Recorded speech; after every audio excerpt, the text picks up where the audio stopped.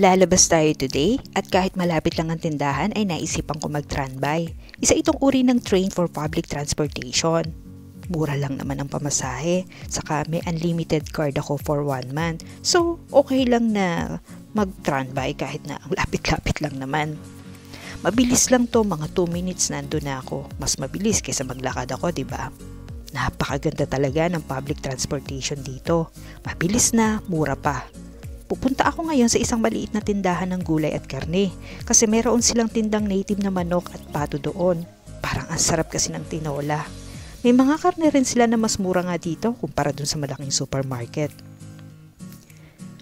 Ayan nga, may pato sila. 535 rubles ang kilo o 297 sa Philippine peso. Swerte, nakatsyempo tayo. Pero hindi yan ang bibiling ko, itong native na manok na tig 299 rubles per kilo or 166 pesos. Ay, may Adidas din pala, makabili na nga para ma-i-stock sa rep pang adobo. Pag talaga may gusto tayong lutuin, sasadyain mo talaga at hahanapin.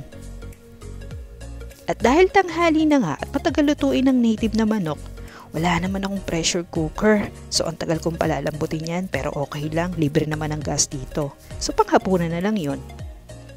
Naisip ko tuloy, mag-lunch na nga ako. Pupunta ako sa Rustic. KFC pala. Alam nyo ba, dahil sa war, nagkaroon ng sanction ng Russia. Kaya ang mga American brands ay tinanggal na dito kasama ang KFC. Pero tuloy pa rin ang operation, pinalitan lang ng pangalan. Kaya naging Rostex. At dito, kasama sa mga drinks ang beer. O ayan, may buds. At heto na nga ang order ko, kaya kakain na ako. Gutom na rin kasi ako. O siya, hanggang dito na lang. Basta lagi niyong tandaan ha, choose to be happy and be humble.